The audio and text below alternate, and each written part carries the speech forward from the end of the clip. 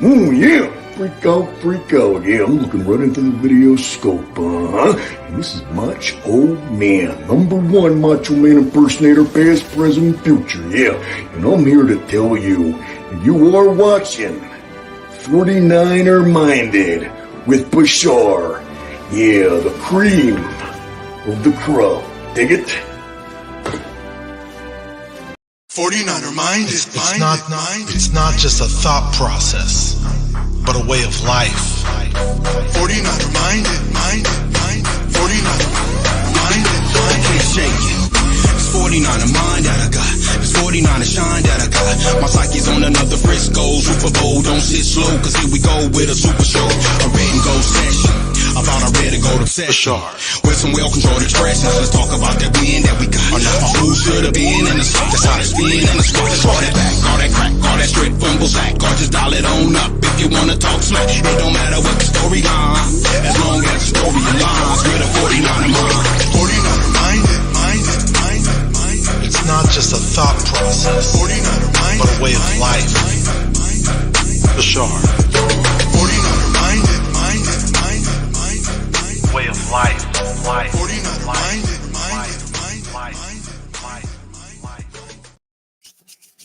How is everybody doing? Welcome to a Victory Sunday edition of 49er Minded, where we get into the minds of 49er fans. I am here with one of my best friends on YouTube, the Greek Destroyer, as I like to call him, John V from Ohio. How you doing, bro? What's good, homie? Man, 4-0. It feels good to be 4-0, bro. I'm good, bro. I'm excited. I'm happy. I don't know. I don't even know what to tell you, man. I'm excited. This is it's a good time to be a 49er fan. Let's just put it that way. You got that right. Sure is. And before we get started and talk about the game and the recap or whatever, let's show some love to people waiting patiently in the chat. A good friend of mine has been on the show before, Werowski from Southern California, says Brock Purdy is him. What up, Ramsey? Good buddy of mine from way back says he's special, feeling some particles about this year. Things are looking good. We got John V. There you go, my co-host right there. Raphael's here. What's up, Raphael? Good to see you, bro. He says, what's up, Bashar and everyone?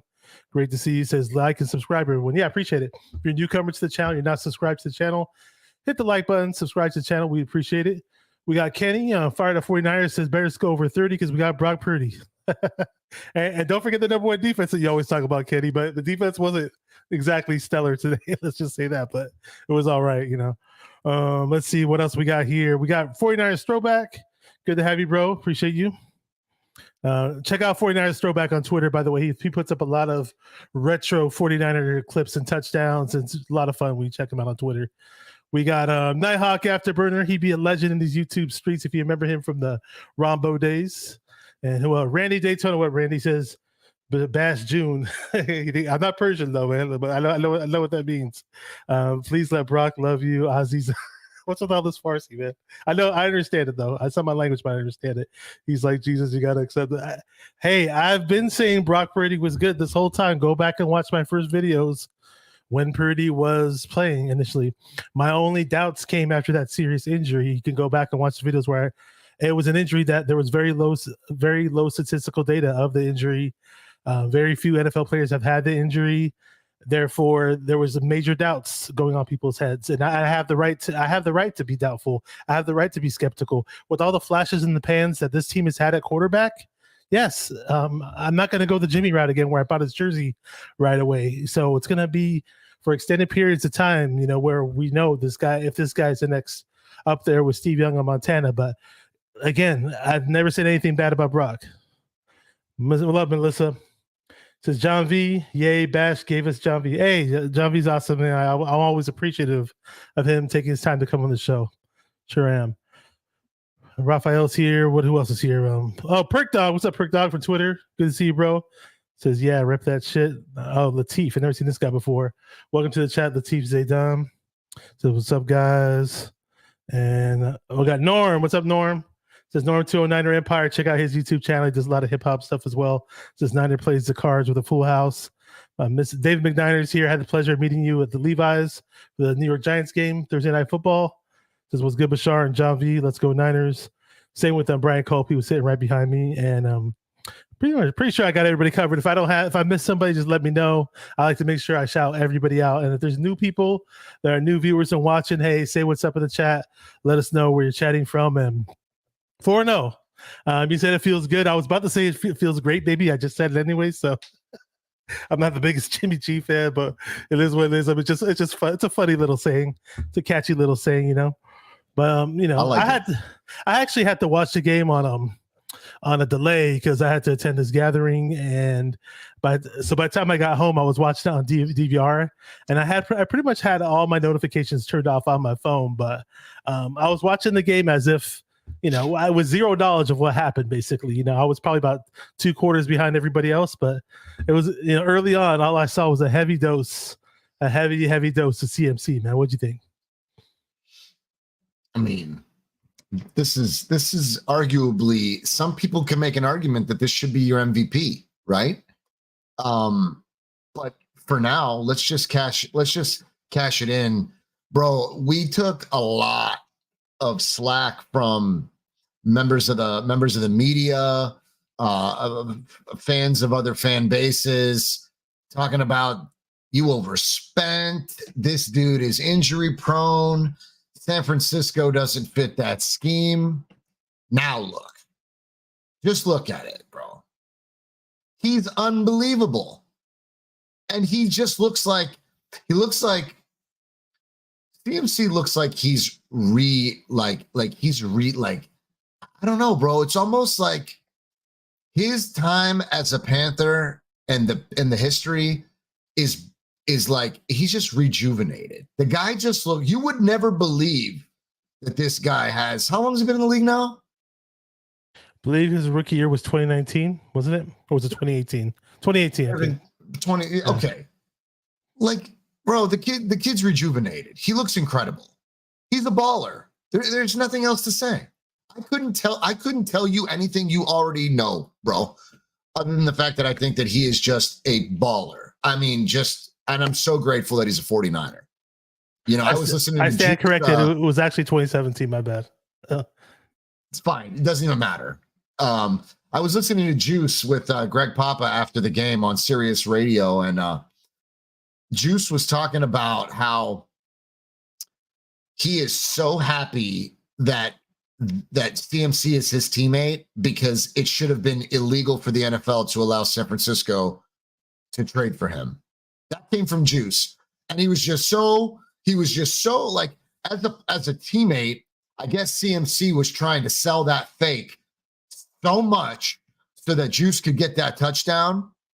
And, you know, he didn't, but nonetheless, he was just going on and on and on about how this dude he's just a great player and a great teammate. He does not put himself before anyone else.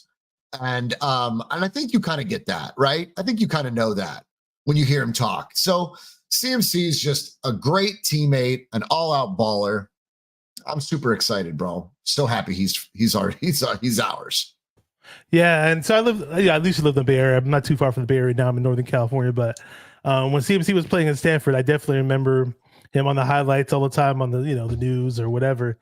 And obviously, we remember his dad when he played for the 49ers. He didn't have a big role with the Niners the Super Bowl year, but I remember him in the preseason, and I was like, wow, this McCaffrey guy is pretty good. And then lo and behold, we let him go. He went to the Broncos and became a stud. We should have kept him and not even worried about drafting J.J. Stokes. That's who we should have kept, was his dad, but that's another story. But I was always excited to watch Christian McCaffrey play at Stanford, and we're just lucky to get him. I mean, the trade to get him wasn't even that big of a deal. It was a third, a fourth, and a fifth. Think about what, if all these announcers are just ranting and raving about how this is one of the best trades they've seen in quite some time. And it's funny because I think somebody said that he doesn't fit our scheme or something, because a lot of people say he's like perfect. Yeah, bro. Do you remember on ESPN they graded it at a C-? No, really. I don't really watch ESPN anymore. That's why. Yeah. I mean, I drew myself far from it, but I still read a lot, and I still saw that they graded that as a C-. And I think, do I blame fans of other fan bases? I don't blame them. Have your opinions, but these talking heads on television, bro, come on. I don't know. I think it scared the league. I think it scared everybody. I think they probably thought that it wasn't that much of a need because the 49ers historically, over the past few seasons, before CMC came over, we've been running back by committee, you could say, Sucked that we lost Mostert. Sucked that we lost Mostert, but I'm glad they pulled that trade off. I'm really because we haven't been too good at drafting running backs as of late. Seems like the only good running backs we get are like undrafted free agents, or Mitchell did pretty well for us, and he was drafted later in the draft, but still, we all know how he is with his injury history. But yeah, I mean CMC it's not just his running ability, his receiving ability. I mean, just his presence with the team. It's just that even if he's out there running routes, just the fact that his presence on the field just has defensive coordinators going crazy, going nuts. He doesn't even have to touch the ball. But, I mean, for the record, he had 20 carries for 106 yards, 5.3 yards a carry, 3 rushing touchdowns.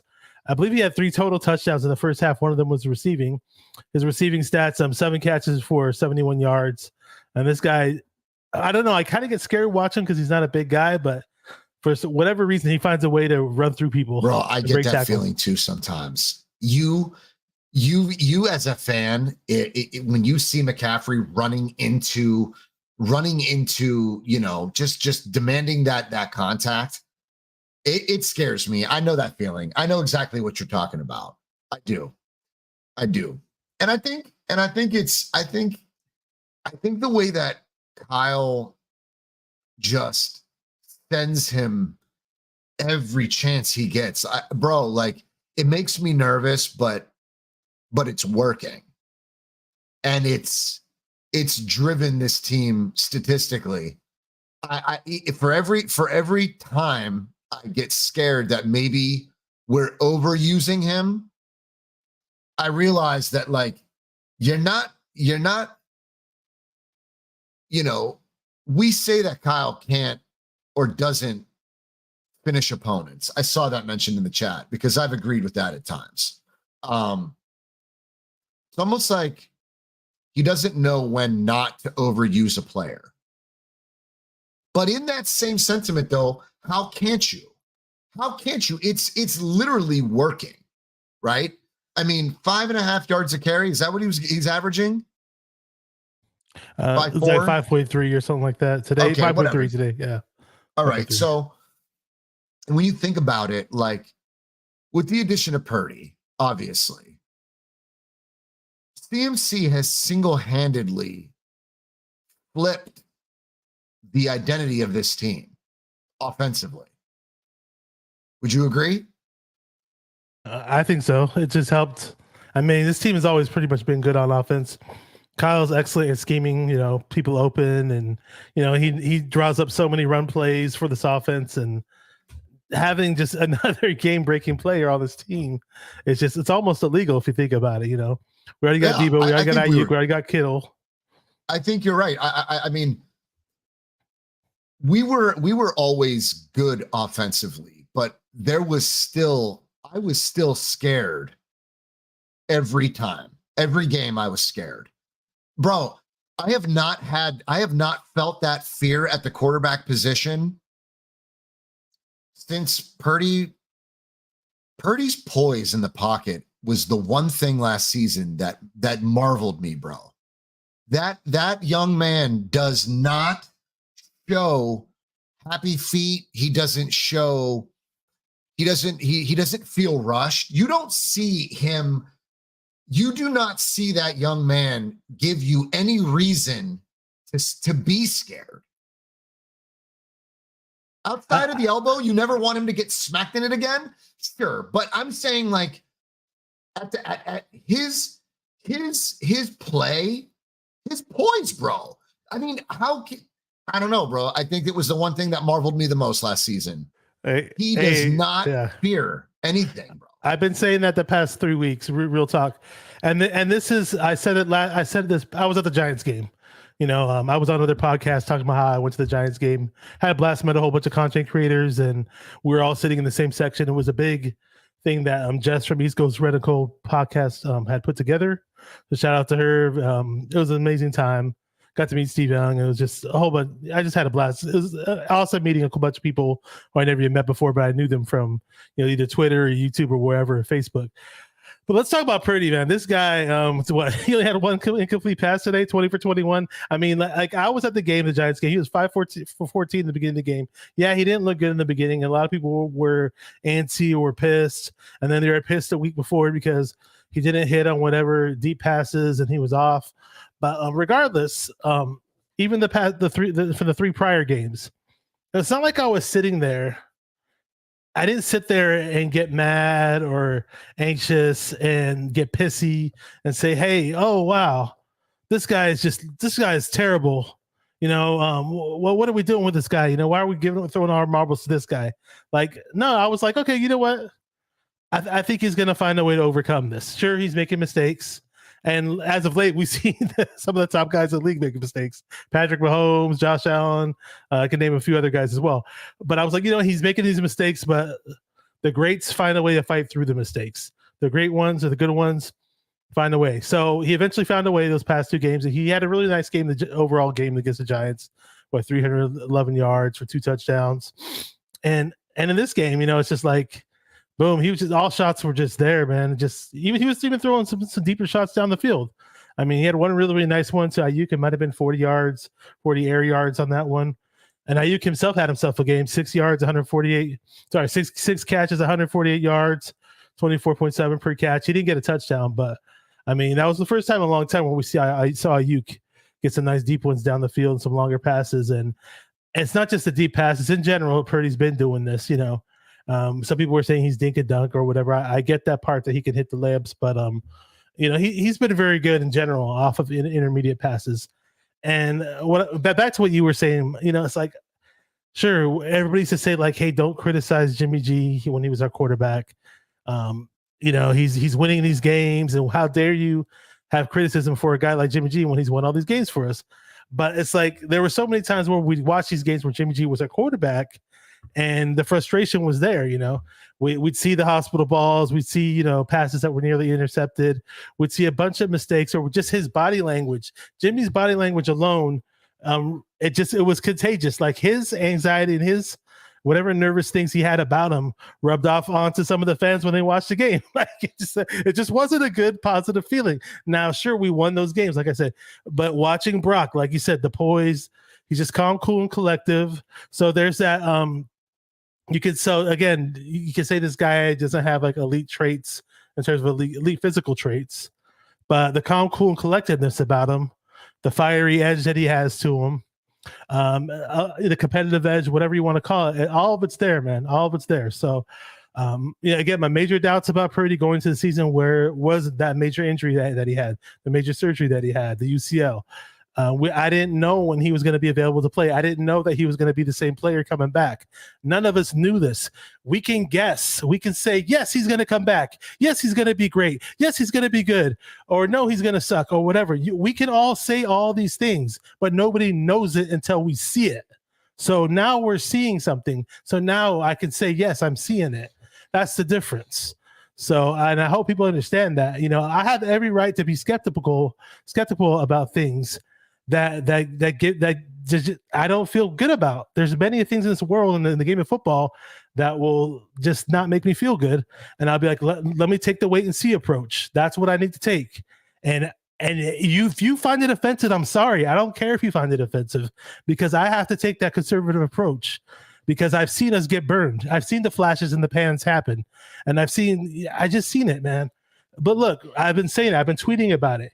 Right now, I think this team is good enough with the roster that we have, and I see him playing a little bit better than what he was doing last year, actually. So probably a notch better than what he was doing last year. And I was, so with his play and with the roster we have, I seriously think that we have a chance to compete for a Super Bowl. I don't want to jinx this team. If we don't make the Super Bowl, we're one and done. You're gonna come back at me and say, "Oh, you were wrong. You don't know shit about football." Like, I don't care anymore. I really don't care, because again, none of us know what's gonna happen. We can all speculate. We can all think. We can all guess.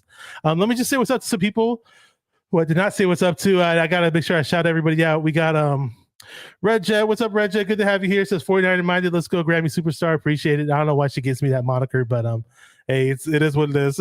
I don't ask for it, but What's up, Red? Yeah, she's here. Danny Golding is here, a 49er YouTube OG from way back in the day for the Trash Talk Circle. He's here, and Somi's here. He says OV sign what? I'm not sure what he's saying. I don't know what that's about, but yeah. So we got Fired Up 49er says I love our offensive domination. This is one of the few times where it's like I almost think that the offense is even with the defense, and the defense did have some lapses today. But in general, overall in this season, I feel like the offense is coming close to the defense. Don't you think so? Oh, absolutely. Absolutely, man. I think the only difference right now is it's just Wilkes, bro. Wilkes is the only thing that makes that defense look a little bit different. I thought that this team was offensively dominant all 4 games so far. The defense is making some small mistakes in the secondary, but I think we'll be okay. I think we'll be okay. But you're saying, what was the question? I forgot. Perk Dog says, I was talking about all kinds of things, man. Perk Dog said, talk your shit, bro. I don't blame you for it, Bash. I don't blame you for it. I was going back and forth with this jackass on Twitter before the show started. So I'm a little on edge right now. He's like, oh, you supported Trey Lance. Okay, yeah. Trey Lance was drafted by the 49ers. Am I not supposed to fucking support him? This is the 49er hat I'm wearing the fucking 49ers shirt. Didn't we give up the house to fucking get Trey Lance? I'm sorry that Shanahan had other plans in mind. But guess what? I still support whoever fucking plays quarterback. I still support Purdy. I support whoever plays on this team. I've been a fucking fan of this team longer than whoever's fucking tried to tweet me. That's for sure. I'm older than that guy, so it's what it is, man. Let's see, man. So yeah, it's it's always fun to watch these Niner games. Let me shout out some more people here. We got David Yang. What up? David Yang says Wilkes playing that soft at the very end of the game, bro. It looked like the Cardinals were about to score. That was probably the softest zone I have seen on this Niner team in quite some time. I don't know if it was prevent or whatever, but I hope we stop doing that. And in general, there's been some lapses in coverage, and it's not pretty. I don't like it. And I don't know, man.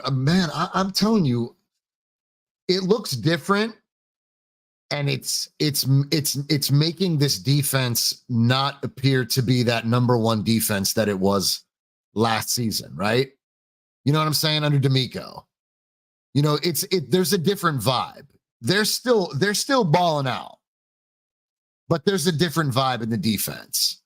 And I don't know. I don't know if it's because the offense is so productive and consistent at putting up 30 points that it's taking away from the defense a little bit, the shine, so to speak. But I don't know, bro. I think it's too soon to doubt Wilkes, and it's too soon to judge that defense. We play down to an opponent at times. We or at least we used to. So I don't know. Let's just. I feel like I've seen a lot of people ask, "Is this defense good enough to beat Dallas?" That question has been asked over and over and over again. Melissa said something funny. She said Bash channeling Mariah Lee. She's referring to me cussing. That's all. Mariah likes to cuss. Dude. I mean, talk your shit, bro. I don't blame you for it. And really quick, I dropped a poll in the chat. It's a feature that YouTube's had for quite some time. Just haven't really tried to use it, but I used it. And there's another person that just jumped in here who I grew up with. Shab says, "What's up? Bashar got the energy tonight. Good to see you, bro."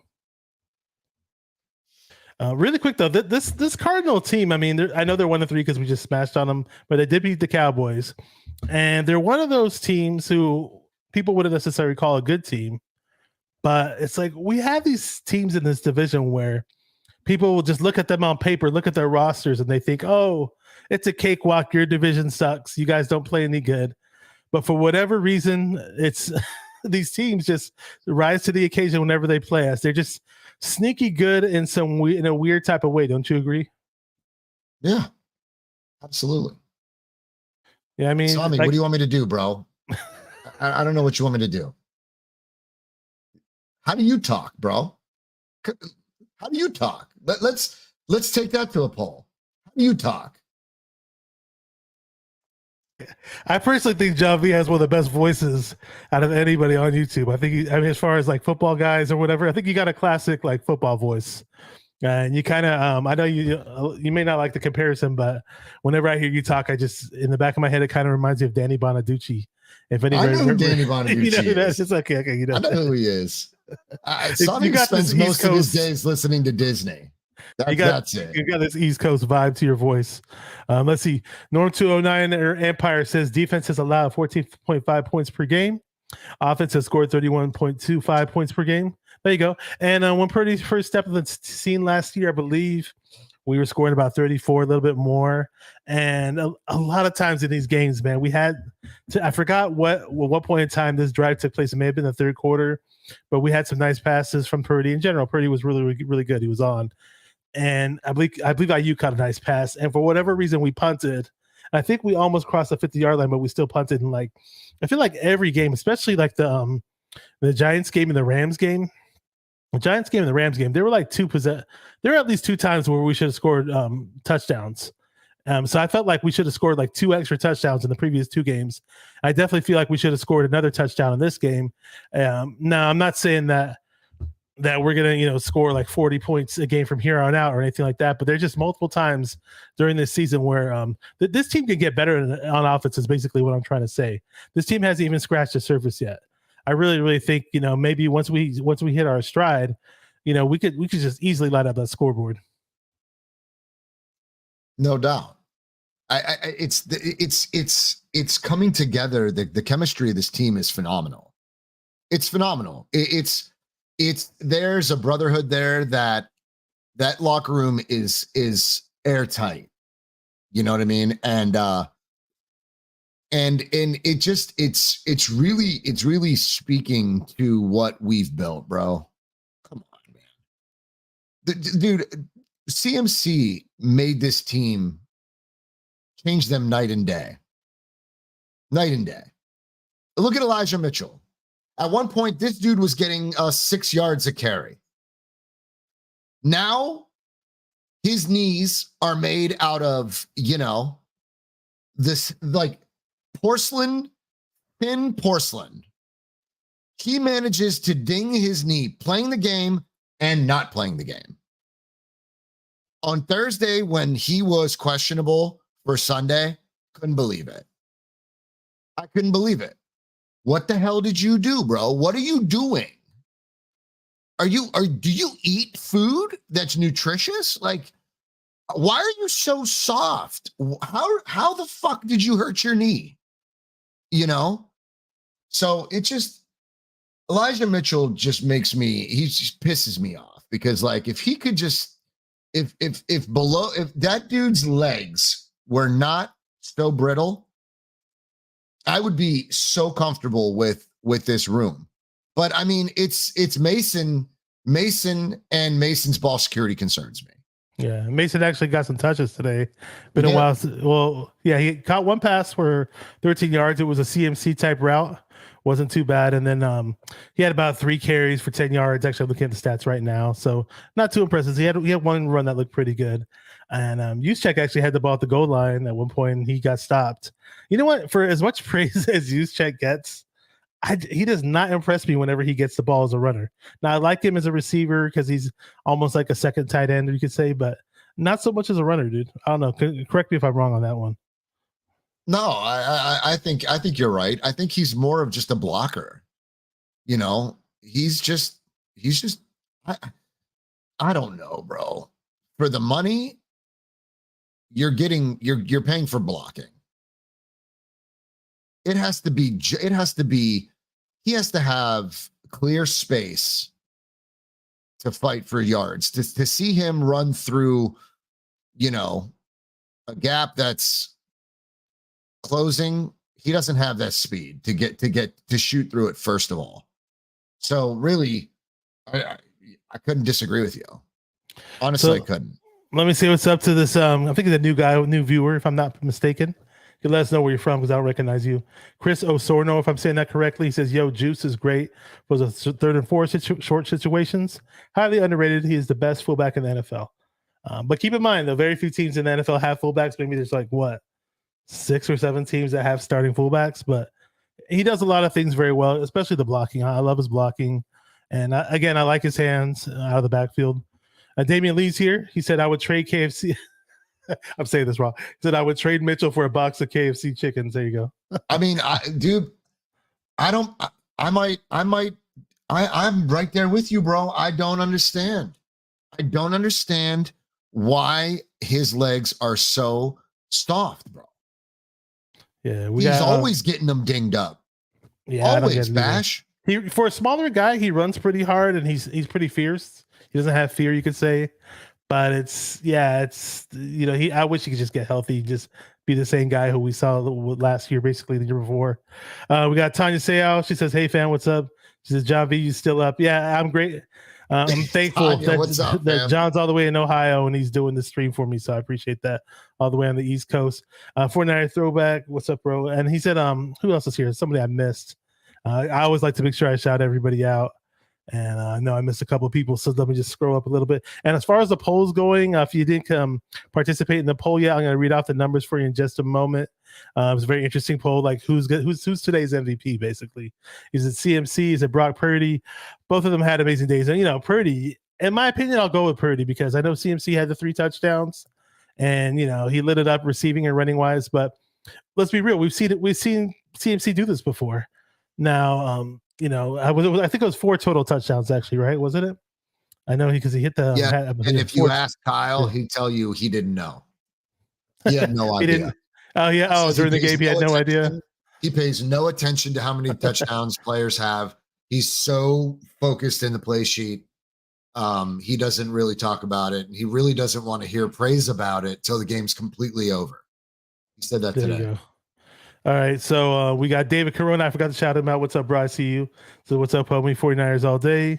I just like to make sure that I let everybody know that I'm aware that they're in the chat. I wouldn't have a show if it weren't for the chatters. I wouldn't have a show if it weren't for the viewers. Wouldn't have a show if it weren't for my co-hosts. So very appreciative of all you big-time Niner fans. I think this just chat's going a lot more crazier than I'm usually used to seeing. So I do appreciate you guys. So that's why I'm missing some names. But so far, the poll that I said I voted for Purdy for today's MVP.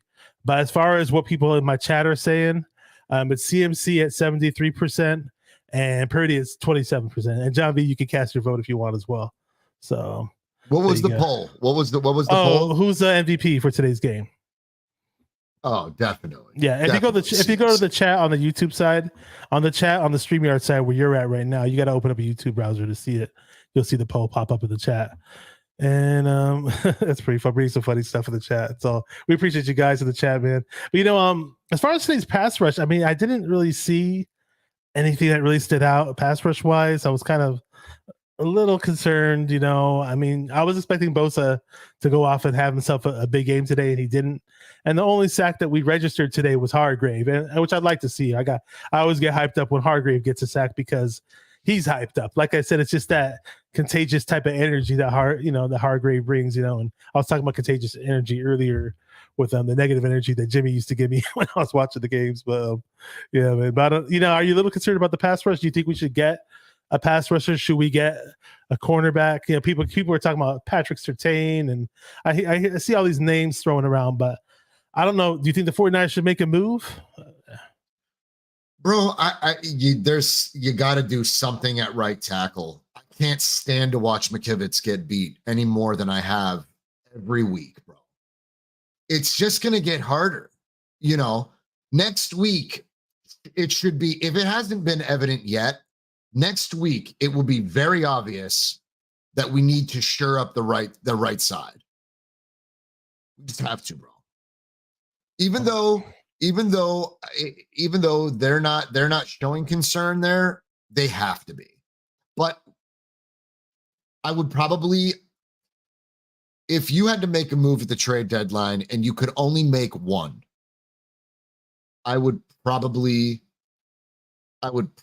trade for an edge. I Even was a good though, pass rusher too. Yeah. even though I still believe that we are a very good corner away from having, if not the best secondary, one of the best secondaries in football. But we're just not. We've never invested in the secondary like that. I think Charvarius Ward was, when they went out and got him, I was impressed. But drafting, they have never prioritized DB. And even when they do, they get a bunch of these guys from small schools like Womack, and we don't see anything. And I'm waiting for Womack. Luter, I don't know that you really have to pump the brakes on the DB position yet. I would agree with Damian, and I would say Brian Burns is nasty, but I just don't think we can afford him. You know, that money, that $40 million is going to go to, you got 20 or better going to Ayuk. You've got, and all pros in Hufunga, and You're not saying Gibson's an all pro. no. But that all pro, now you're in the realm of 17, $18 million. We discussed it earlier in a space. Yeah. Who the hell was the third one, though? I'm forgetting. So let me just say what's up to some people that I see trickled in here really quick. We got Laura Cat saying, "What's up, Niner fan? Undefeated baby 4-0." Then there was a new name that I just saw come. Oh, Tommy Huxley's here. What's up, Tommy Huxley? What's up, Tommy? What's up, Laura? I cussed earlier. I'm not gonna do it again, so I'm gonna try to be a good boy right now. What up, Will Kennedy? Welcome to the channel. Appreciate you. Like and subscribe.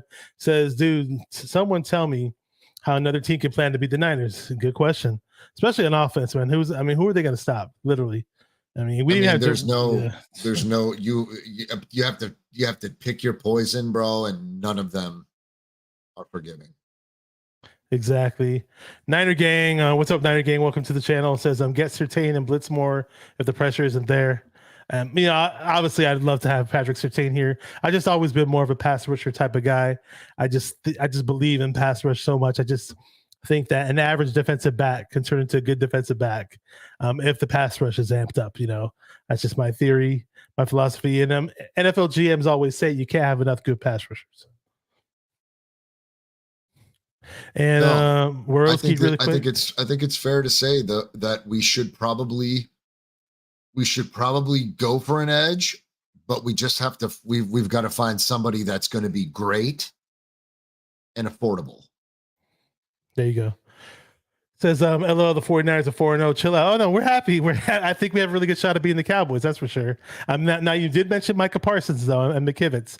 Now McKivitz today, I was watching him.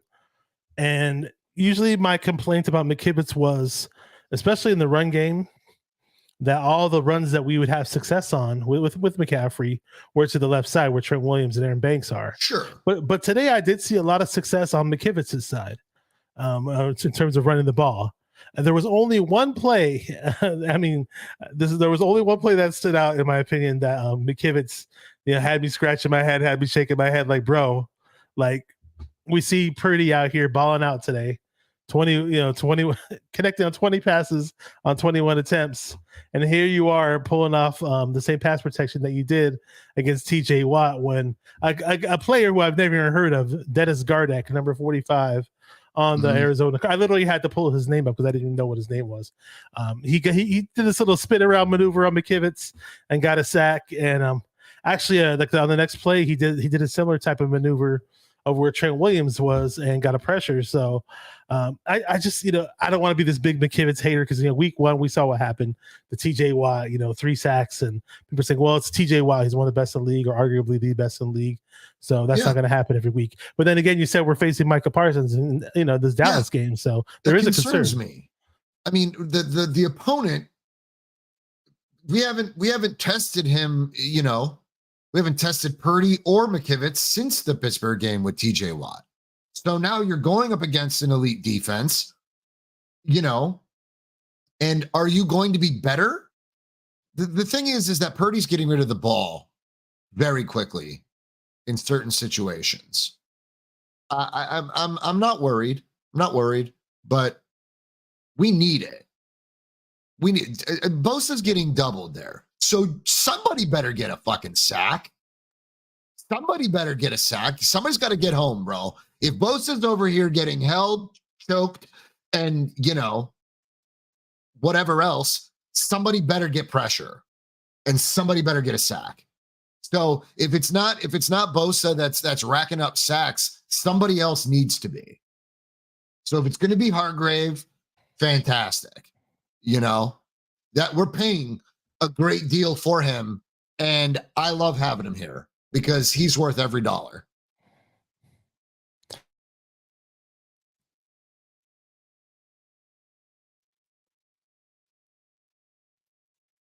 You're on mute. My bad. I was talking about Clelin Ferrell when I was watching the game, and I was focusing on the second end guys, like the edges that aren't the famous ones on the team. Sure. So, other than Bosa, and I was like, oh, is this guy Clelin Ferrell going to do something? Is he going to get some pressure? And I watch him, and he got blocked, and it wasn't really there. Same with Drake Jackson. And Drake Jackson blew up in week 1, right? 3 sacks. So I'm like, who's going to step up, man? Who's going to step up for this group? That's why I'm a little concerned. Like, hey, maybe they should make a move. Now, again, I don't want them to do some crazy trade where we lose all our picks or anything like that. But hey, if it is a trade that's a little lopsided and we win a Super Bowl, who's going to be complaining? Let me say what's up to some people that are here right now. Brandon Ferreño is here from the Forever Faithful podcast. I had the pleasure of hanging out with Brandon again for the second time. I met him the previous year.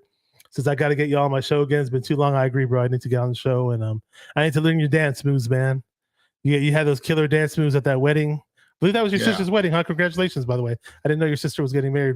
I knew she was getting married, but I didn't know that was her wedding until later. Found out, but good to see you here. Great meeting your dad, by the way. You guys are awesome people. We definitely got to collab again. I agree. Lo the Jackson, formerly known as Lo the Truth, says we put up 35 points without Debo getting touches. Yeah, I was going to say, great point. I was going to mention it earlier and I forgot. I mean, Debo, Debo was a little questionable going to the game, right? So it's good that he didn't really get the touches, and a couple of times they drew up some runs for him and it didn't look too hot. And Debo ran the ball 3 times for only 6 yards. And how many did he even get a catch today? Yeah, he didn't even catch the ball today. He didn't get. I don't know if he got targeted, but definitely did not get a reception today. But that's okay. I'm fine with Debo not necessarily being a factor today because he had some injury issue going on, and you don't want to see him, bro. I was worried. A lot of people were saying, some of my friends were saying Ayuk shouldn't play this week because they were worried about Ayuk getting injured. But Ayuk looked fantastic today. He looked electric. Yeah, really quick. Ayuk, I wasn't worried about Ayuk. I was more worried about Debo, and now I'm even more worried about Debo because if he's really sore, if he's really banged up, whether it's more ribs or more knee, either way, I'm worried about it going to Dallas or having Dallas come to San Francisco. So I'm hoping that, because look, Jennings has got a banged up shin. I don't know how bad it is. So, we may go up against Dallas without him. Very true. I agree. And a lot of funny stuff going on in the chat. For those of you guys who just hopped on the chat, or if you're watching and you haven't looked at the chat on your phone or on your computer or your tablet, I added a poll to the chat. I usually don't do that, but today's poll is, who is today's MVP? So my vote was for Purdy, and you can also vote for CMC. So that's either CMC. Both of them had awesome days today. I put them on the thumbnail for the video. All praise goes to them today. They were awesome. And I voted for Purdy again, but CMC's in the lead right now by a landslide, actually. 78% to Purdy, so 22%. But Purdy was awesome, man. 20 for 21. Again, always looks calm out there. I can't, I'm really, really excited to see what happens. I know it's way down the road, but I'm really, really excited to see what happens come playing time when we actually have our quarterback playing in the game, or in the games that matter the most, rather than what we saw in the Philly game. And let's see what's going on in the chat. Red Jet says both were MVPs today, but for different reasons. Yeah, exactly. Completely different positions, and they're both awesome. There you go. Randy Daytona says elite Purdman of Alcatraz. He was definitely elite today. I don't think anybody could argue against that. Stephen Moss, welcome to the channel. Like and subscribe. Good to see you. Says I was impressed by Dobbs. Brock, you know what, Dobbs?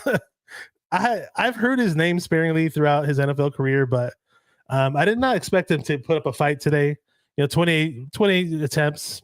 Sorry, so 28 completions on 41 attempts, 265 yards, 2 touchdowns, 0 interceptions. The guy's got mobility too. I mean, who knows? He may be their quarterback, and they may just forget about Kyler Murray. And what else? David Yang says the Dallas D isn't going to save Dak next week. Hope not. Very much hope not. What up, Snapman from Twitter? If you know him as Snapple Facts on the Twitter Spaces, says, "What's up, fellas? The GOAT is here." Okay, good to see you, bro. Good to see you. You're awesome. Let's see what else I'm missing in the chat. If you guys have any questions about this past game or our upcoming game against Dallas, go ahead and let me know. If anybody's going to the Dallas game, let us know. That'd be cool. David McNider says CMC had 4 touchdowns, 177 total yards. That's awesome. That is awesome. Again, I know a lot of the people Niner fans fear about CMC is that we use him too much, and I just wish that we had drafted a little better when it came to the running back position. Hopefully guys like TDP and Jordan Mason can step up. TDP was actually active today. He wasn't active for the previous games, but he was active.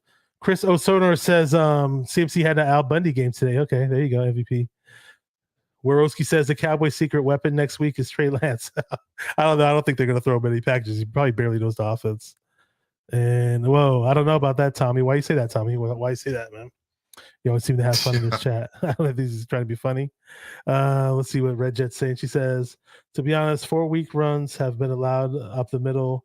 I know we can't stand Dallas, but they seriously will exploit that if we don't break light now. I was going to say this, though. In that Dallas Cardinal game, they had no answer for James Conner. And dude, I'm sorry, man. I think Kyle's going to just run straight up circles around this Dallas Cowboy team. What do you think?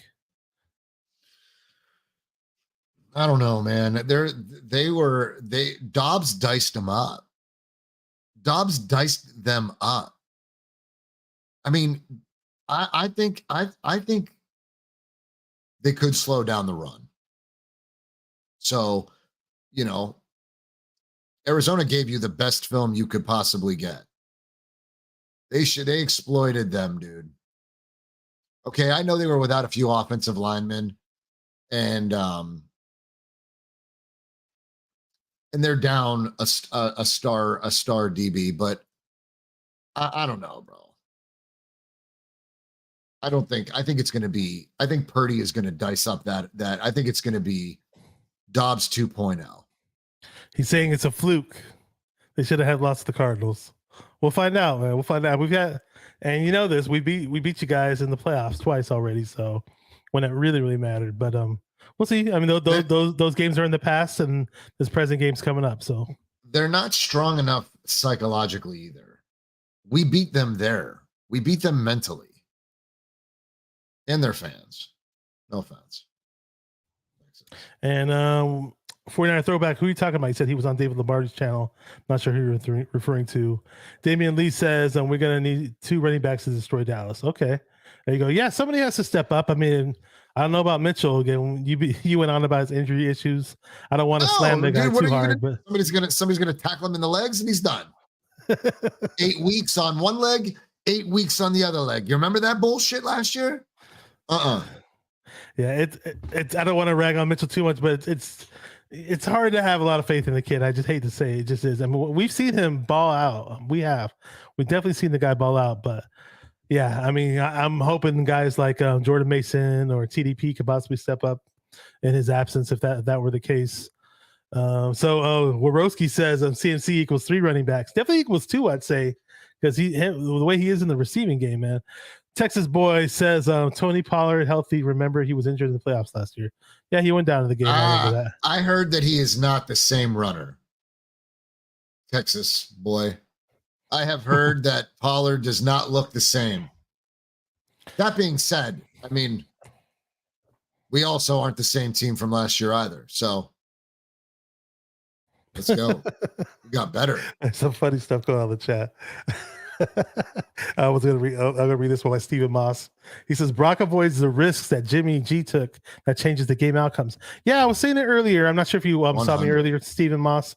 For those who are here late, I'll just repeat myself. I don't want to be a broken record, but I'll say this because the argument about Jimmy G, what it was why should people criticize him? Because we're a winning team, and he wins games. Look at his win-loss record.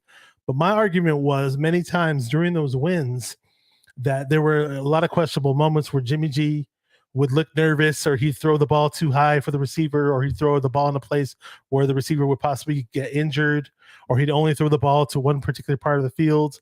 I could go on and on about the questionable iffy type throws that Jimmy G had, and just his body language. Jimmy G's body language, there was this nervous, shaky demeanor about him.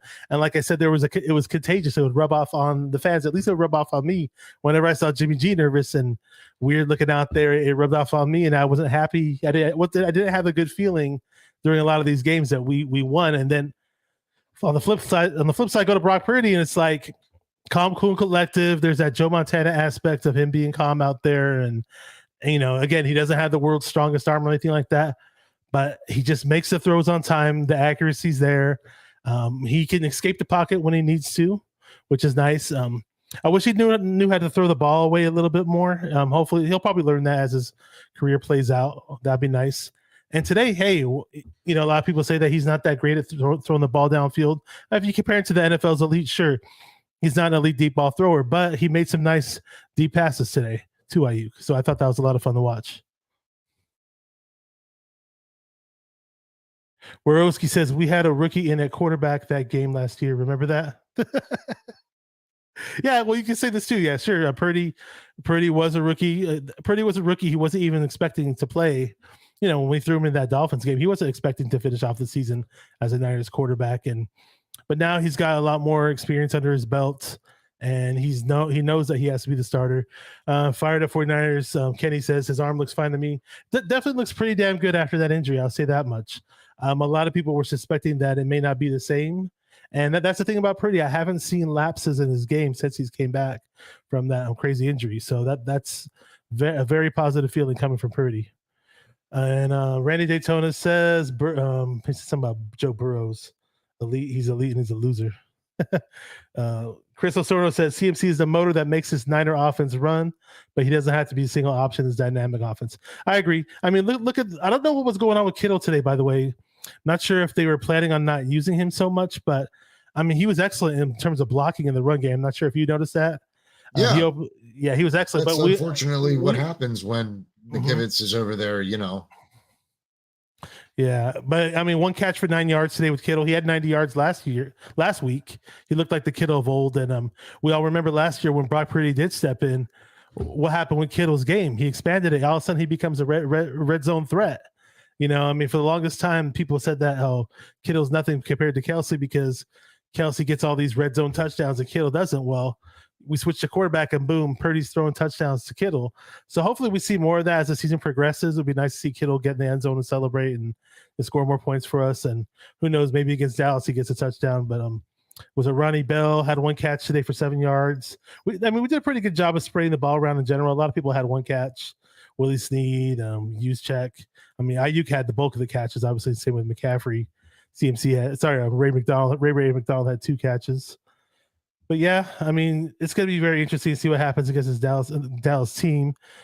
Texas Boy says Parsons going to have Purdy seeing ghosts. Well, he's not Sam Darnold. What do you think?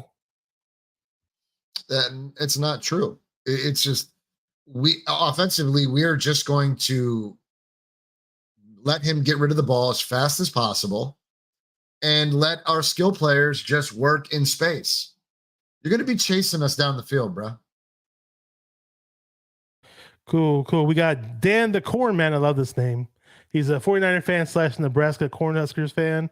Says, sorry, I'm late, boys. Oh, no, it's good, man. You can always hit the rewind button later when the show's over. Oh, there you go. Kenny's 49 fired up 49ers says 49ers are America's team. And he's got a question here. He said, did you guys see what Ayuk was wearing during postgame? I didn't see it. Did you catch it, John V, or anybody else in the chat? No, I didn't see it. What was it? Yeah, let us know. Niner Gang says Pollard had a whole 47 yards rushing today. Scary stuff. That's pretty funny. Damian Lee. He had some goodies today.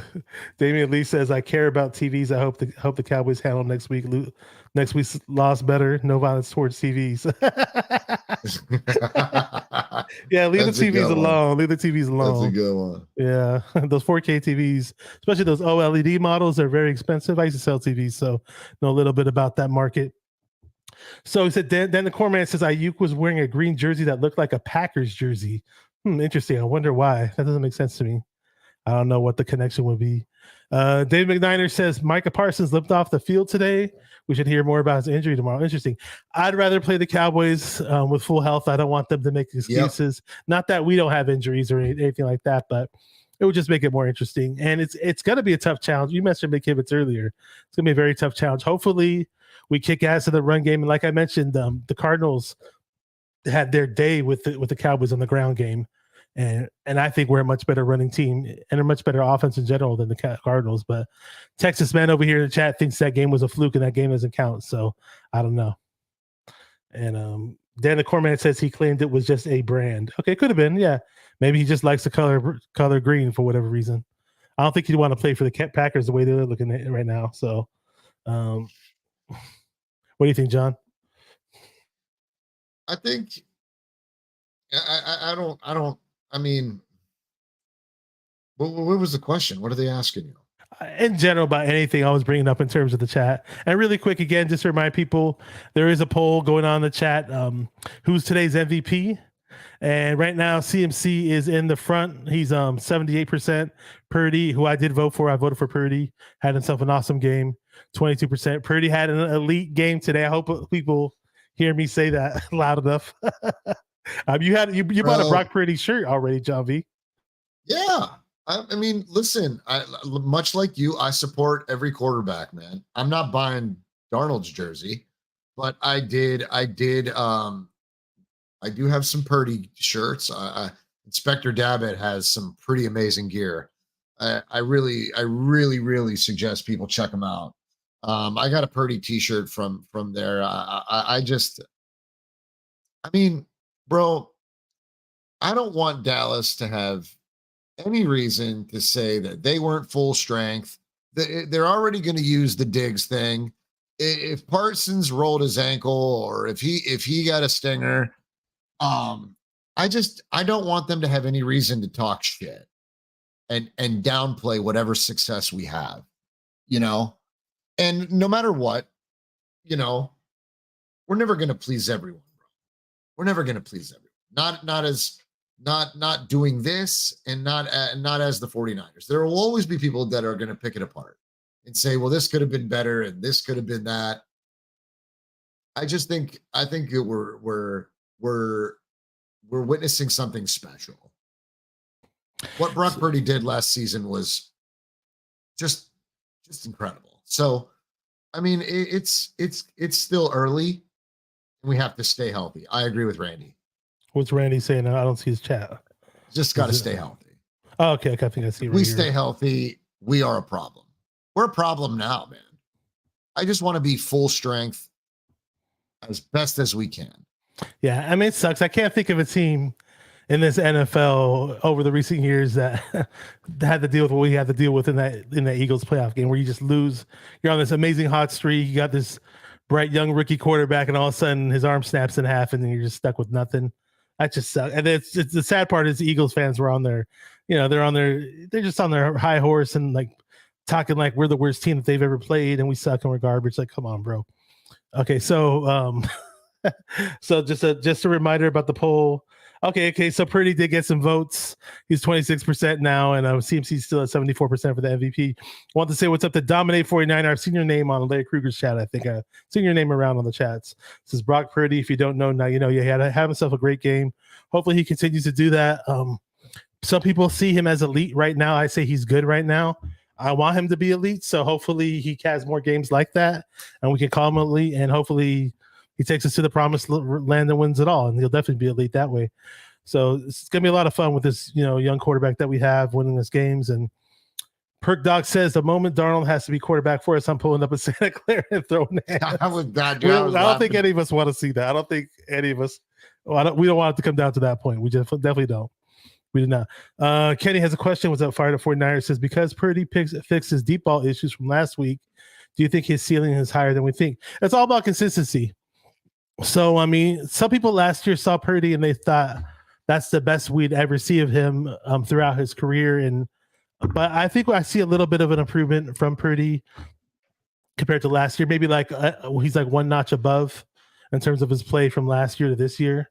I don't know what other people think, but It's all good. I mean, hey, any improvement, I'll take it. Something, I don't know what it was that week 2 game where he was a little off with the deep ball. Who knows? I mean, maybe there were things they worked on in practice and he saw different looks in the game that he wasn't expected to see. A lot of it's timing. Who knows? But hopefully from here on out, he has consistency with it. And if that's the case, if we actually have a deep ball in this fucking offense, I mean, watch out, NFL. That's how I look at it. Niners Sickness Podcast. Beto's here, says Brock Purdy is elite. Stop hating haters. Okay. We'll vote for your MVP, Beto, if you just got to the chat. And whoever's new to the chat, whoever's watching for the first time, hit the like and the subscribe button. Also, by the way, if you guys don't know who John V is, he is the his name's right there. It says Locker Room Rant underneath his name. Go to the description box of this video. You'll see the link to the Locker Room Rant YouTube channel. It's a great channel with him and his best friends that he grew up with. One is a Cleveland Browns fan. One's a Buffalo Bills fan. They're always yelling and screaming at each other, and it's a lot of fun. And I might be a co-host on there in the future or something because Tony's got some family things that he's dealing with, a newborn baby in his family's life. But it's a great channel, though. I highly recommend it if you're not subscribed to it. Thank you, Beto. Appreciate it. But hey, man, honestly, Beto, it's I don't want to rub salt in the wounds, but a lot of us were really looking forward to meeting you at that New York Giants game, and it didn't happen. We all know what the mix-up was, but we don't live too far from each other, so who knows? Maybe one day we can all hang out at some Niner function of some sort, some type of watch party or some other game in the future. Who knows, man? We'll see what's up. Who doesn't know John V? Laura Cat says. Does everybody know you, John V?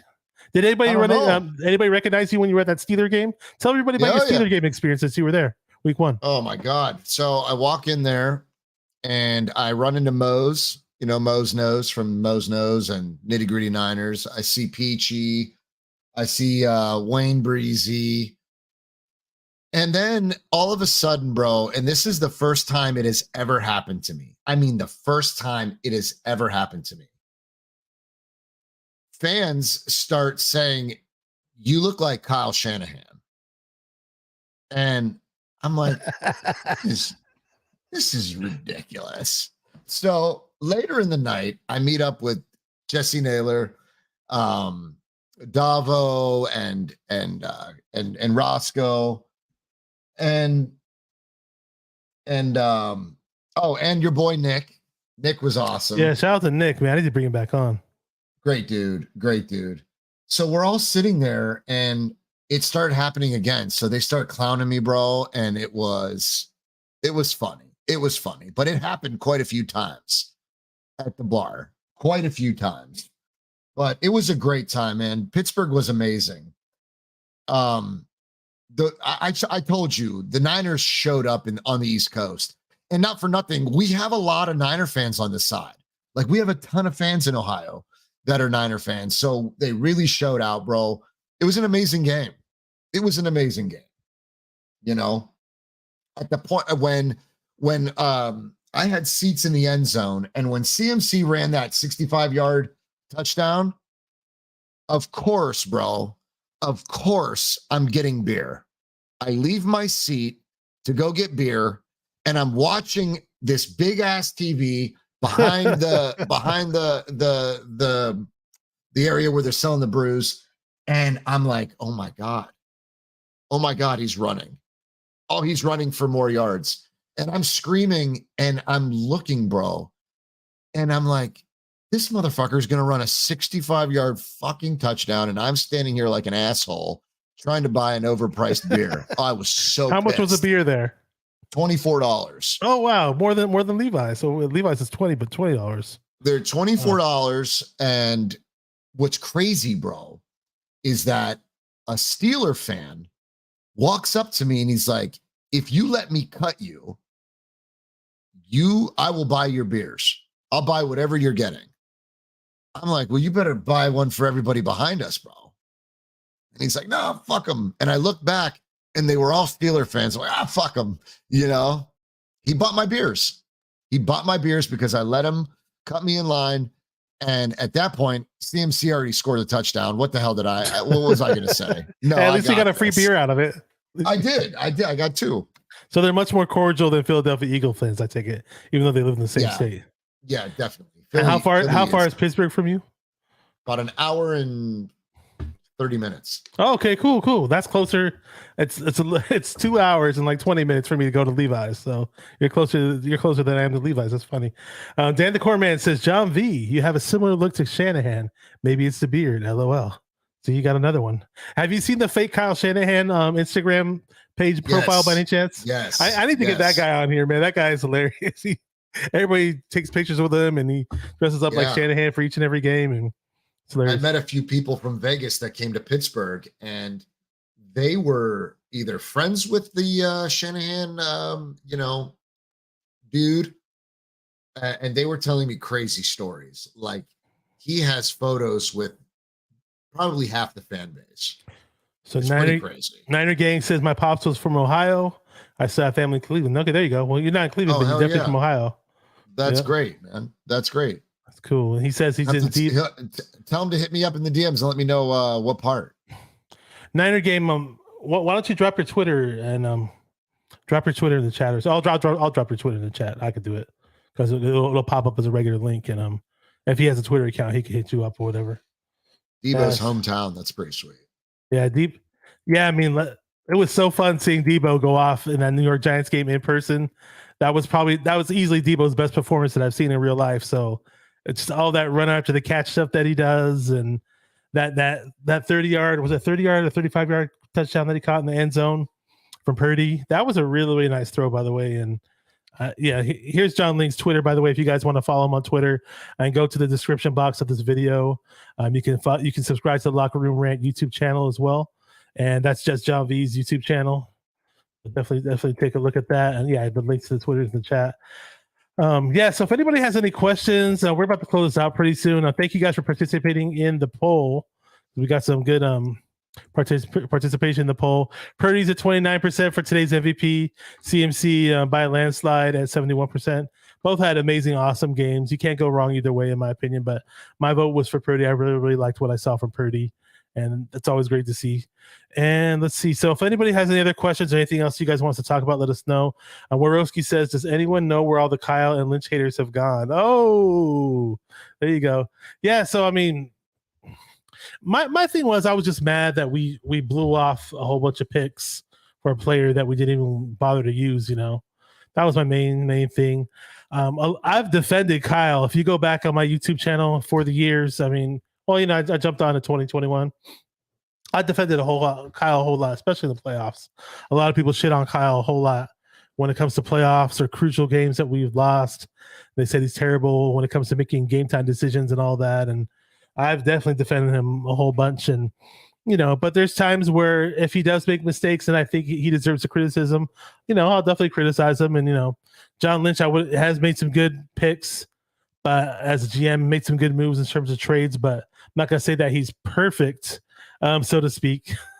Laura saying, sure, Bashar, JK.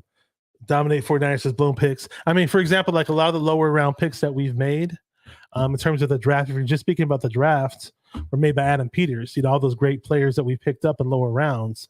But in general, Kyle and John have done some good things. Hey, at the end of the day, they got their extensions, so we're stuck with them. I don't know how long.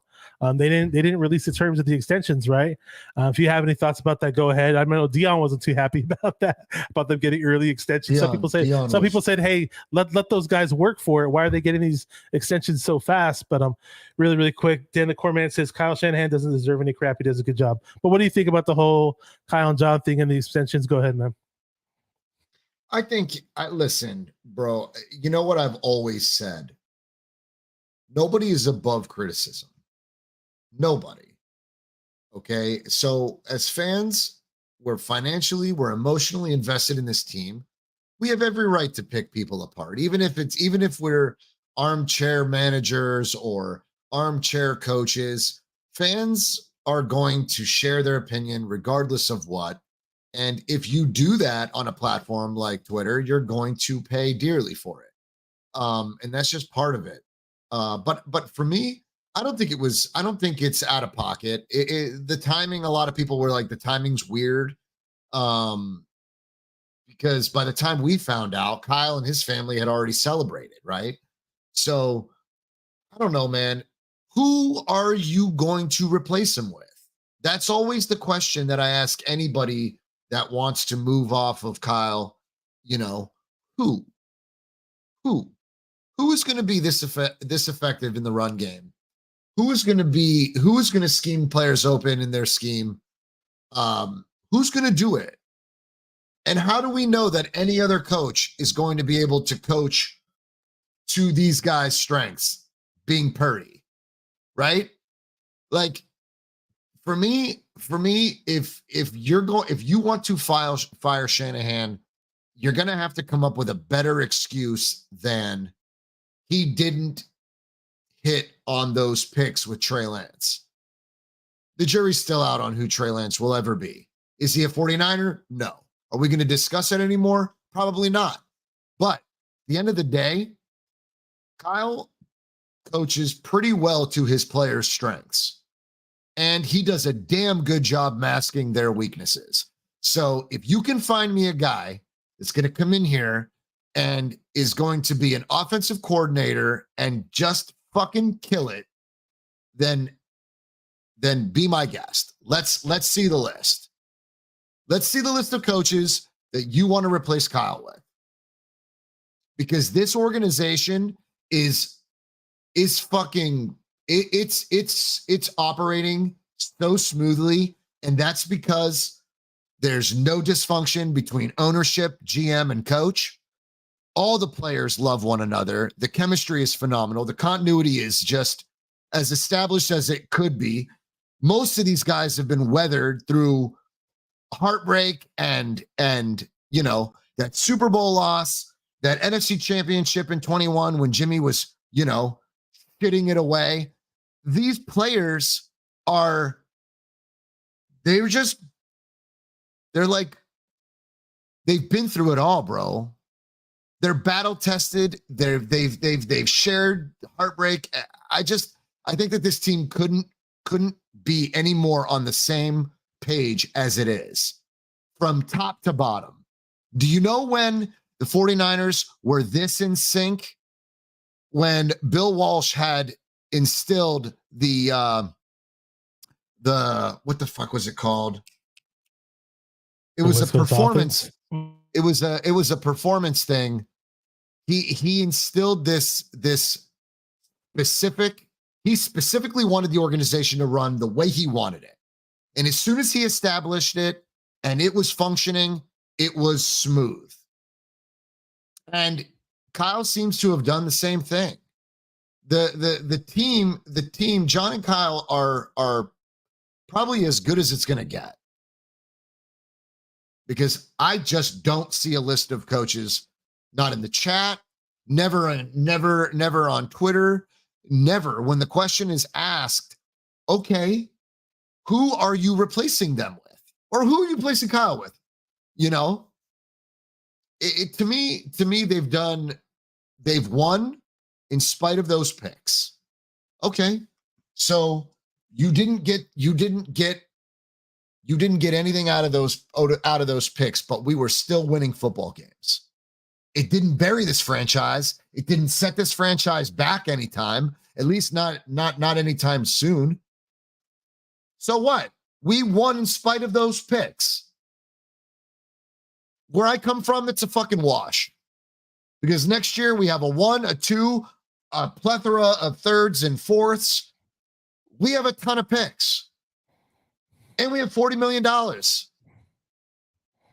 So we're fucking 4-0. What the fuck more do you want? There are no for Hiroski, no one is out here. They're gone, bro. Crickets. There's crickets. Nobody is out here calling for anybody's head. Dion's pissed. I love that dude. He's a brother. He's pissed. He has every right to be pissed because what he expects, he hasn't got. Yeah, I mean, shout out to Dion. You know, much love and respect to Dion. I'm not necessarily, I was a little pissy at one point in time, right before the season started. A lot of people, certain people weren't happy, but once the season got going, I was like, I'm going to throw all this negativity away. Let's see what this team has. Let's see what Purdy has got going on. Let's see what we can do. Let's go. It's all gas, no breaks at this point in time. And so far, I love what I see. And John Lynch and Shanahan have made Jed York a whole lot of money. They made John York a whole lot of money as well, and it is what it is. So they felt that we love the direction that this team's going in. They found the quarterback that they like. Looks like Shanahan finally has confidence in a quarterback. I mean, how often do we go for it on 4th and 1s? How often did we do that when Jimmy was a quarterback? Not too often. You just see a lot more aggressive type play calls with Purdy as the quarterback. So it's hopefully this will amount into a Super Bowl or Super Bowls in the future. Since those are our guys. And if people said that, hey, who do you, assuming they didn't get the extensions, assuming things went bad, sure, there would have been candidates that the job's enticing. This Niner roster, this organization, whatever you say, it would have attracted certain bigger type names, but it's not a guarantee that whoever we signed, whoever we picked up would have the same success or better success. None of that's guaranteed. So Kyle and John came in here. John was a brand new GM, was never a GM before. He was in the announcing booth. Amazing football mind in terms of a player, and Stanford educated, learned under Bill Walsh at Stanford, won a Super Bowl with Gruden, but the whole GM thing was new to him. Kyle was never a head coach before, even though he gets I still don't understand that. And I defended Kyle like crazy for this. Kyle gets all the blame in the world for the Atlanta Falcons Super Bowl loss. But you can get partial blame for it. I understand he was the offensive coordinator, but he wasn't the head coach at the end of the day. Now, we did lose the Super Bowl with Kyle as a quarterback. A lot of people can put the blame. You can say, hey, well, we lost because we didn't run the ball enough, or we put the ball in Jimmy G's hands too much. But at the end of the day, it's in the past. Hopefully we get back to the dance again this season, if not the year after or whatever, with possibly with Purdy as quarterback with these players that we have. Some people think it's only a 2 or 3 year window with this team. Like you mentioned all the draft picks. With this stacked roster, sure, we have certain players that may be aging, getting older, but we have 12 picks in the 2024 draft.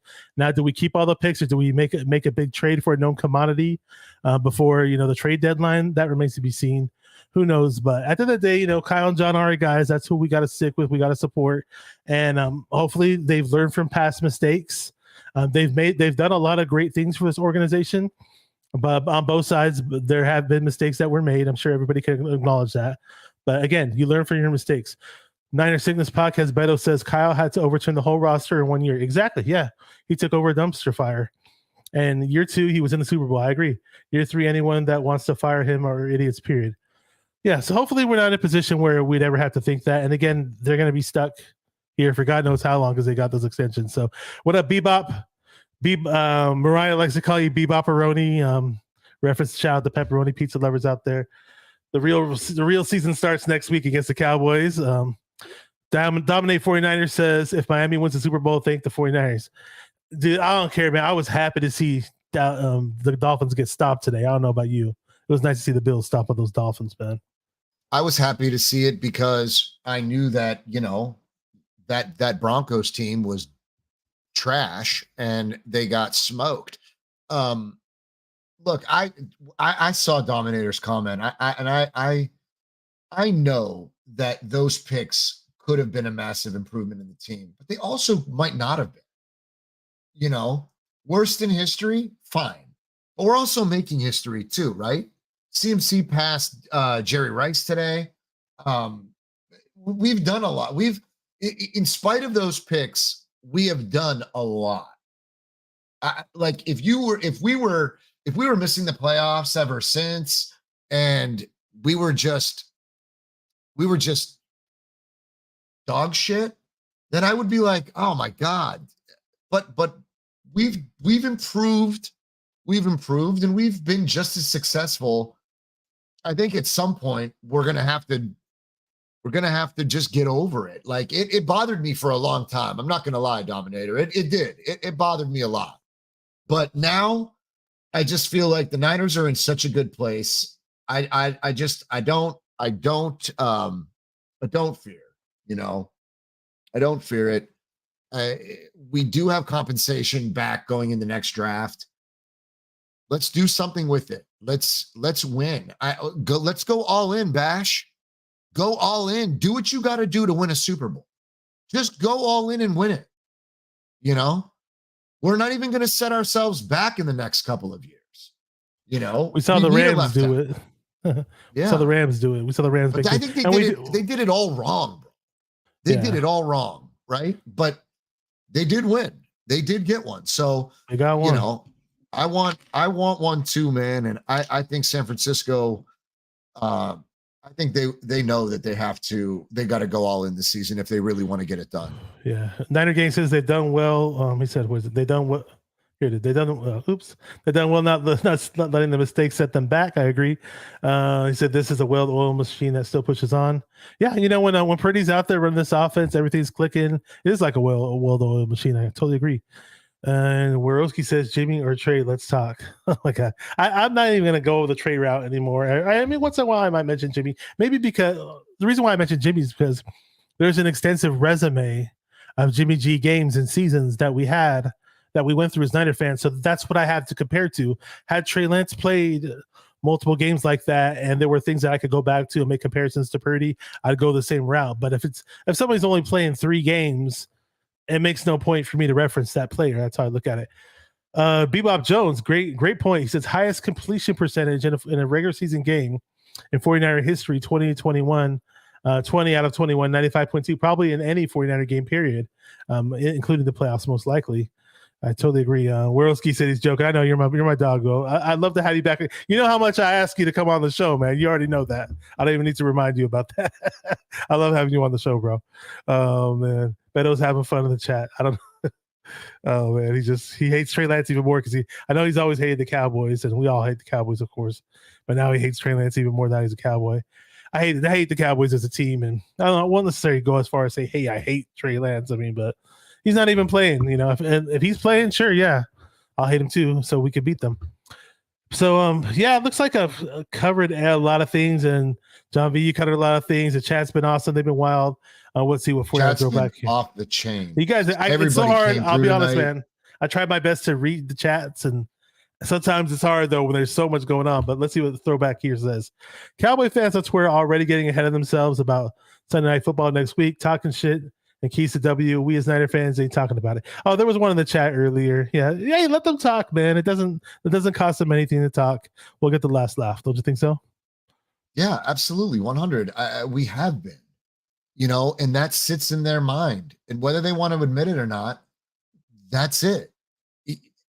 At the end of the day, bro, we're going to watch this game next week and we're going to be freaking out.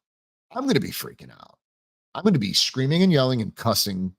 It's going to be terrible, but it's going to be great.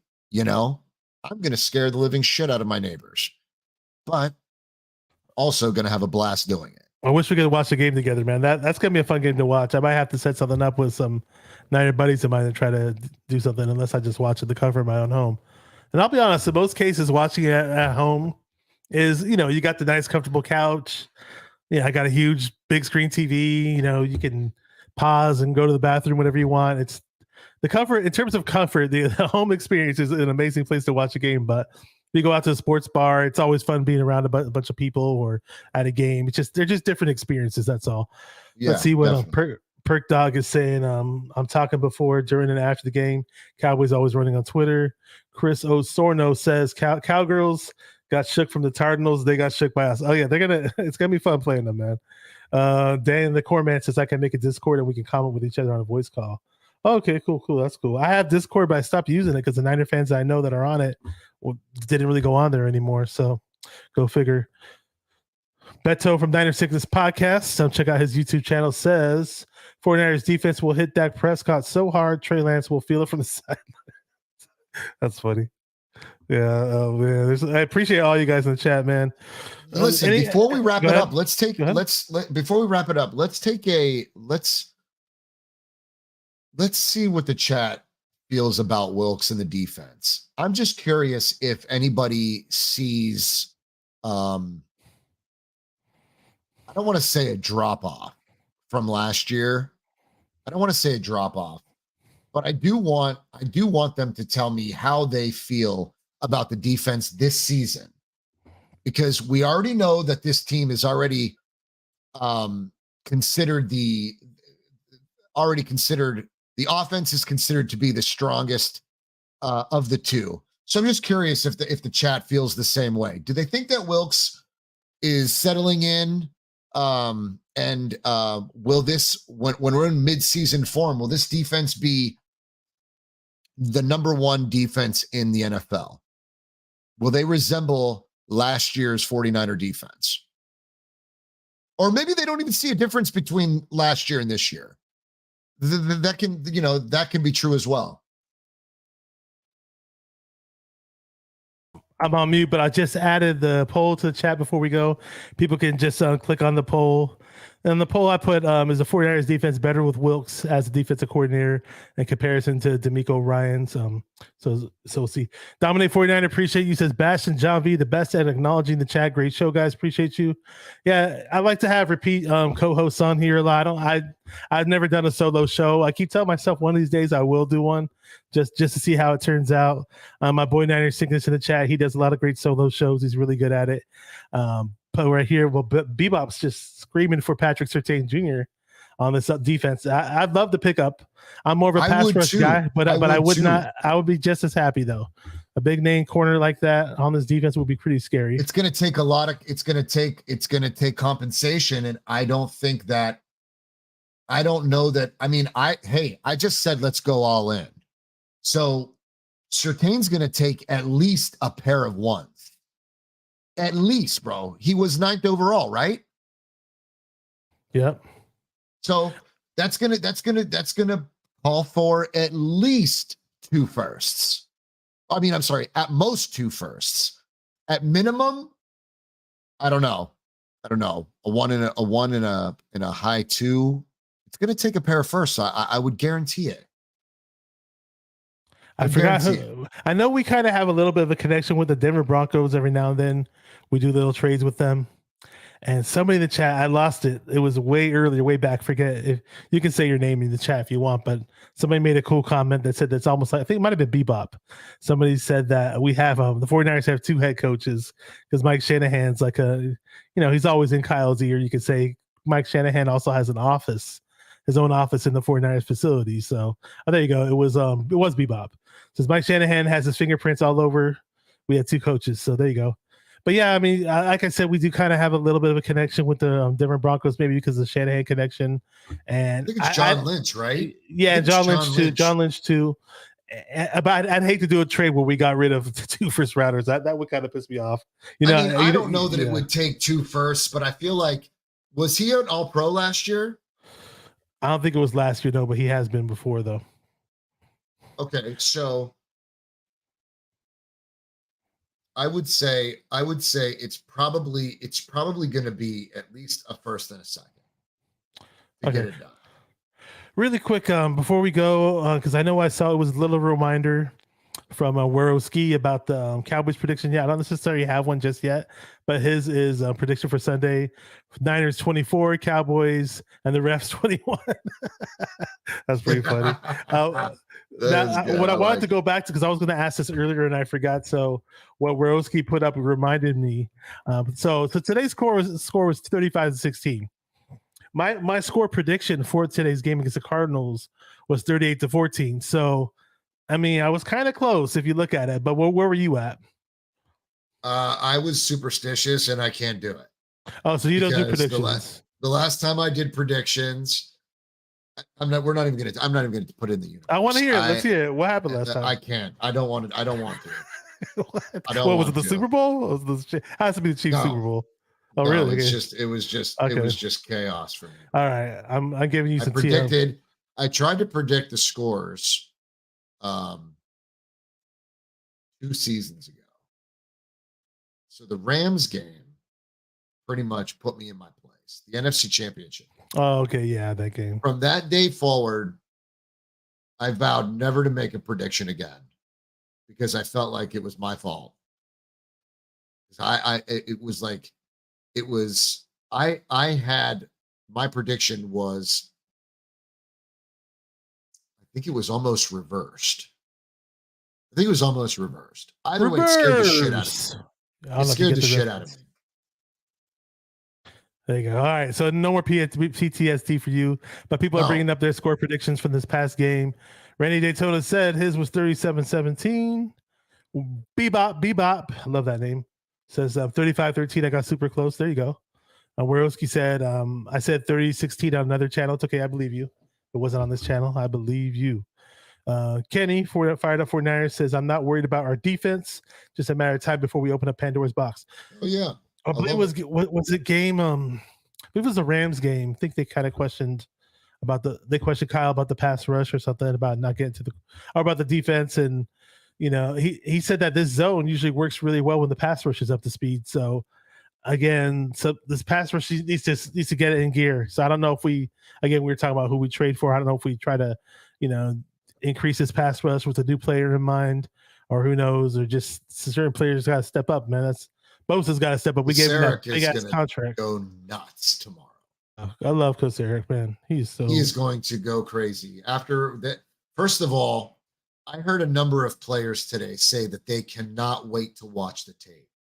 They are excited to watch the tape against this Arizona game. So That being said, I would imagine that the reason that this pass rush doesn't get home as much as we thought it would is particularly because Bosa's getting double teamed. Hargrave's been, how many did he get? He got one. Did he get one in Pittsburgh? He got one in Pittsburgh. He definitely got one today. He might have gotten one in Pittsburgh. He's on a roll, man. He's just kicking ass, dude. I love it when he gets a sack because he just jumps up and has his knees up in the air and gets all hyped up for it, and he's just bulldozing the shit out of people when he gets to the quarterback. It's not much. It's not much in terms of beauty, in terms of what you see from Bosa, where he uses his hands. It's just sheer power and strength. He's like, "Fuck you, dude. I'm getting to the quarterback." On the other side, it's Drake Jackson. He's still figuring it out. And I still believe that Drake's going to be nasty once he gets some signature moves, bro. I think Drake Jackson's going to be nasty. But for now, I think we probably should consider getting a good pass rusher. I saw somebody earlier mention Hunter. Is that the Vikings, Hunter? The Vikings, yeah. I think I used to say it's Danielle. I think it's pronounced Danielle Hunter, if I'm not mistaken. It's not Daniel Hunter. Danielle? No, Danielle Hunter. He's got a different pronunciation. Yeah. Okay, so pretty damn good. Dude's a veteran, right? He's been around for a little bit, and he's good. But would they be willing to let him go? I don't know, bro. I don't know, man. I think we are a pass rusher away from really. Yeah, another pass rusher would be just deadly for this defense. I think we probably are one great pass rusher away. I agree too. Red Eyes here. You're a little late to the part. We're gonna wrap things up, but it's cool. We appreciate you. Says wrong coverage was used against Nakua in the Rams game. 15 catches in zone, 0 in press man. Bengals press man. They pressed Nakua all game. He gets 5 passes. But man, Nakua, I don't care either way. He's a beast. I wish we drafted that dude. I mean, I remember him mentioning his name on some of my mock drafts. I may have picked him in one of the mock drafts, but I picked him. I remember you bringing him up. You remember me bringing up pre-draft. I did a lot of mock draft shows. I wasn't pounding the table saying we must draft him, but I thought he was an interesting prospect, and it just sucks that players like this go to our division all the time. DK Metcalf, freaking Larry Fitzgerald, and then they had Larry Fitzgerald and Anquan Bolden and all these receivers who I'd love to see a Niner uniform just always go to our opposition. It sucks. But good to see you, Red Eye. Let's see. I was going to mention something, but before here we go. Randy Daytona said, interesting stat. The current QBR leader in the NFL is Brock Purdy. Okay, there you go.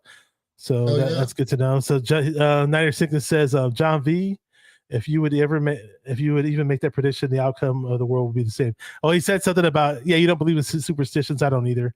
Says, I hate to bust people's bubble, but prediction superstitions will never make a dent into what happens with the team on Sunday. You made a little joke on your channel, and I was on your chat, and Niner Sickness, he said, like, oh, if I don't wear this hat, I have to wear this particular hat for this team to win. And I thought it was funny. Like, I'm not like that. Some people have to wear the same socks or whatever. And they assume that, if they shake somebody's hand the proper way, if they wear whatever jacket, that's going to make a difference on who wins or loses. It obviously doesn't. I know. I think it just what happened, how that NFC Championship game ended. I was ready to tear my house apart and just destroy everything. I was so pissed. Randy Daytona believes he can fly. And CMC flew a little bit today on that one little touchdown run, huh? Where he jumped up in the air and then landed and ran for more yards. He jumped over that dude, and he made that dude miss by jumping over him, and it was awesome. And I need somebody to make that T-shirt. And I think Tanya. Oh, they will. Those people that make the T-shirts and the pins and the posters, and they're gonna jump all over that. Okay. So let's look at before we go. We're gonna look at the second poll really quick. I'm gonna end the poll right here. We had 12 people participate. So unless you want to drop in a vote right now, I'll leave a few seconds for the poll to be open. It says, is the 49ers defense better with Wilkes in comparison to D'Amico being the DC? And I'm going to end the poll right now. Actually, here we go. So the final result is 83% says no. They think, and 17% say yes. So yeah, it's kind of lopsided. Wilkes is still learning this team though. Still learning these players. I think he's playing that soft zone. I think he's being conservative. I don't think that he wants to be the reason that this team takes a step back, right? And I don't blame him for it. But my man, just settle in. You've got some of the best. You got the best linebacker core in football. Just. I guess what I want to see more is I want them to get home, bro. I want some sacks. Take some pressure off the secondary. There's no reason why Fred Warner should be playing as a DB in the flat or beyond. You know what I'm saying? Today he got beat over the top. I don't even know what the hell happened. I don't even know what was it. Marquise Brown? Was he guarding Marquise Brown or something? He might have been. Yeah, I don't know, dude. I didn't like that matchup. He's a super speedy wide receiver. I mean, he's a great coverage linebacker. It didn't make any sense. Something happened. The coverage got blown up. Something went south there. Okay, so to end this off, we got Perk Dog saying it's always love, fam. I can only go to war with opposing fans. Bang, bang, that again. Okay, guys, it's been great. And tell everybody about the locker room rant before we shut this down. Just let them know where they can find you. And bam, I got a channel. We typically do shows on Tuesday nights at 9:30 Eastern. We chop up our respective teams. We talk about the Bills, the Browns, and the 49ers specifically, and then we break down the rest of the league. We go through the divisions. We do pick'ems. And we do giveaways. Talk NBA, basketball. Time, we talk basketball. We'll talk just about anything you want to talk about. So, we're here on YouTube 9:30 on Tuesday nights. Locker room rant, fam. Appreciate you, Bash. There you go. It's been real, man. I appreciate you always. The chat tonight was incredible. Everybody was rocking out. Good time. Yeah, and Thank you. Hopefully those odds are good, Dan the Core Man. I want to see Dak get pressured the whole time. With that said, thank you guys for watching. The chat's been amazing today. If I missed certain comments, I apologize. The chat was just way busier than I expected. And I don't know how the guys who get like 1,000 views per video handle the chats. I guess that's why they only rely on the super chats. But I try my best to shout everybody out, and I love the interaction. I think it's a blast. I appreciate you, Niner Gang. And with that said, thank you guys for watching 49er Minded. The 49ers were victorious today. They stomped the Arizona Cardinals. Hopefully we do the same to the Cowboys. Thank you guys for watching 49er Minded, where we get into the minds of 49er fans. Thank you, John V. Keep repping those 49ers and stay 49er Minded. Peace. Let's beat them cows.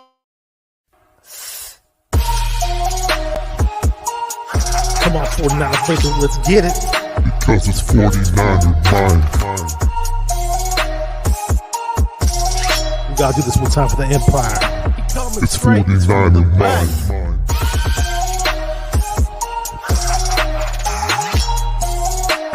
It's 49er Mind. We gotta get that brick by brick done quick. 49er Mind. Yeah, yo, we can't listen to them haters, man. 49er Mind. We from the Bay. 49er Mind. them San Francisco 49ers. 49er minded. We got that red and gold blood inside us.